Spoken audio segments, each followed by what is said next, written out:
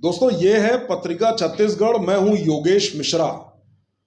हम चुनाव के बारे में लगातार आपके सामने रूबरू होते रहेंगे और कुछ कुछ बातें ऐसी बताते रहेंगे जिससे कि आपको न केवल अपडेट्स मिलता रहे बल्कि आपको एक एनालिटिकल व्यू भी मिल जाए कि भाई आखिर छत्तीसगढ़ के चुनावों में हो क्या रहा है।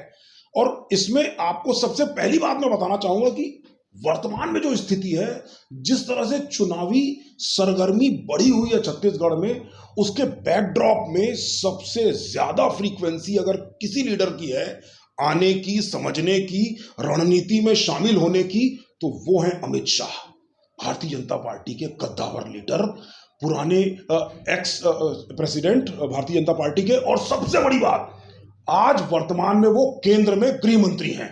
और अमित शाह ने पहली बार छत्तीसगढ़ के लिए एक विशेष व्यूह रचना की है जिसमें कि वो मानकर चल रहे हैं कि वर्तमान में इनकम्बेंट जो सीएम है भूपेश बघेल और उनकी टीम फंस के रहेगी।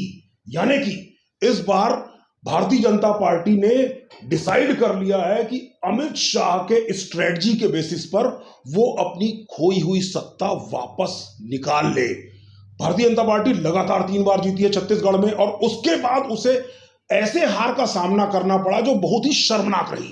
अब उस हार से उबरने के लिए भारतीय जनता पार्टी के पास वाकई लोकल लेवल पर ऐसा कोई भी लीडर नहीं दिखा या रणनीति बनाने वाला ऐसा कोई भी लीडर नहीं आया आगे जिसके ऊपर विश्वास करके केंद्रीय नेतृत्व यहां उसके हाथ में कमान सौंप सकती।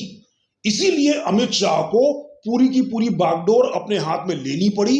और अमित शाह जिस तरह से पोल कैंपेनिंग के नाम पर, मीटिंग के नाम पर, पब्लिक रैली के नाम पर या 1-to-1 बात करने के नाम पर लीडर से लगातार फ्रीक्वेंटली आ रहे हैं यहां छत्तीसगढ़ में, उसका केवल और केवल एक कारण है कि इन सब कार्यक्रमों के अलावा उनका मुख्य एजेंडा रहता है कि उन्होंने जो व्यूह रचना बनाई है, जो कांग्रेस को घेरने के लिए उन्होंने पूरी रणनीति बनाई है, उसमें वो सक्सेस पाने के लिए हर स्टेप में कामयाब हुए हैं कि नहीं। कई लेयर में, कई स्टेप में उन्होंने टारगेट दे रखा है यहां पर टीम में, जो टीम प्रत्यक्ष रूप से दिख रही है और जो परोक्ष रूप से काम कर रही है पर्दे के पीछे। इन सब का वो जायजा खुद आकर लगातार ले रहे हैं और इंश्योर कर रहे हैं कि 7 और 17 नवंबर को जो पोलिंग होंगे उसमें ज्यादा से ज्यादा वोट भारतीय जनता पार्टी के प्रत्याशियों के नाम पर आए और भारतीय जनता पार्टी अपना खोया हुआ जनाधार वापस लाए और वापसी करे यहां छत्तीसगढ़ में सत्ता में आकर।